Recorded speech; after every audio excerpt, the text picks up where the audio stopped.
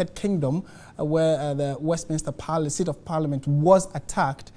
Ghanaians are also raising similar concerns. Members of Parliament say that they have raised issues of their security severally, but very little seems to have been done about it. Catherine Frimpong, our parliamentary correspondent, has sought the views of some of the MPs on what they make of what happened in the UK and how they think that can affect their delivery in the House of Parliament.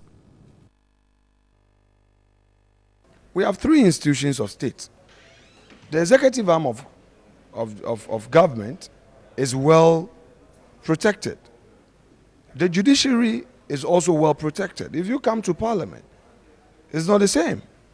If in the United Kingdom you can have a member of Parliament being hacked to death, I'm referring to Jo Cox on her campaign trail, then a vulnerable country like Ghana, a third world, where MPs do not have security, you look at where our reception is, anybody could just come in and just a step away from the reception, he is in the chamber of Parliament.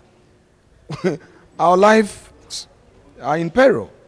And therefore, I am calling on the Minister of Interior to take steps to address the security concerns of Parliament. Security for members of Parliament is important, it's very critical, and especially within the presence of Parliament. Having in view what happened in the United Kingdom recently, it will mean that there is need for the presence of Parliament to be well secured. So that has been some members of Parliament there expressing their concerns on the security arrangement here at Parliament against the backdrop of the recent terrorist attack on the UK Parliament. But I guess the discussion and debate can continue at various stages in the country as we all find better ways of dealing with this as a country. From the Parliament House of Ghana, Catherine Frimpong for TV3 News. All right, thank you very much, Catherine Frimpong. Let's stay on that particular issue a while longer. We have been joined via Skype by a security analyst, and we're going to put this particular issue also in perspective. Mr. Justin Bayo, good afternoon once again. Thank you very much for joining us. All right, to start with, the concerns being raised by Ghana's members of Parliament. This is not the first time, even this is not the second time, and it was intensified after the death of a member of Parliament, that one at his home. How legitimate or how seriously do you think that as a country we should take the concerns of the MPs? Yes, thank you very much. I wish to congratulate all your listeners for tuning in. It is true that the MPs' lives are at risk because of the kind of work they do, but in this moment, trying to tie in this particular situation in the UK to their personal security.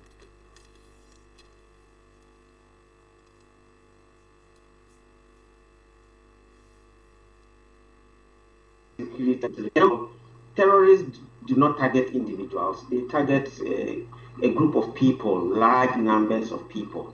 And in this case, as you've seen in other countries, they always look at innocent civilians.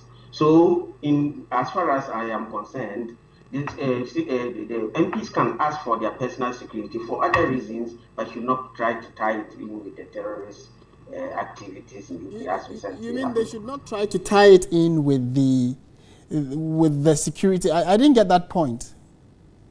The point is that, you see, terrorists do not target individuals. They rather look out for places where there's a mass gathering of people. So rather than asking for personal security for themselves, the MPs should be asking for extra security and beefing up of security points for all places where there is the potential of terrorist attacks.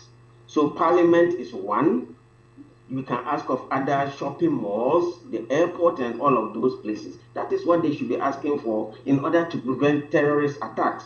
That's what the point I'm trying to make. Okay, but in this case, the House of Legislature itself, the structure which is seated near the State House itself, would you think, per your assessment, that they have enough security for a place where Ghana's MPs go and meet? Is it secured enough?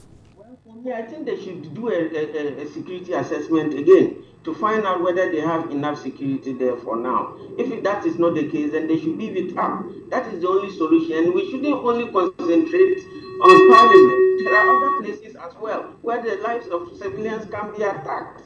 And that is the point I'm trying to make. It is important to note that even in the UK, where the attack was in Parliament, none of them died. It was innocent civilians who passed away. That's an interesting observation you've made there. But finally, before you take leave of us, how can, apart from their asking for security as individuals, how else do you think collectively they can protect themselves, not only waiting on the state to give them that kind of security? Collectively, you see, we are talking about preventing violence and terrorist attacks. The MPs, in one way or the other, should be advocating for effective response mechanism in dealing with terrorist attacks, and for themselves, they should be extra vigilant in as far as their personal security is concerned, and they should also ask for effective training for the security agencies. This is the only way we can prevent it. The necessary logistics, the necessary support to the security agencies. As in the case of the UK, where they are trying to tie in their case, you see the response rate of the security agencies was so prompt that they were able to prevent further destruction and loss of lives. Okay. All right, Mr. Bayo, thank you. Thank you very much for your time.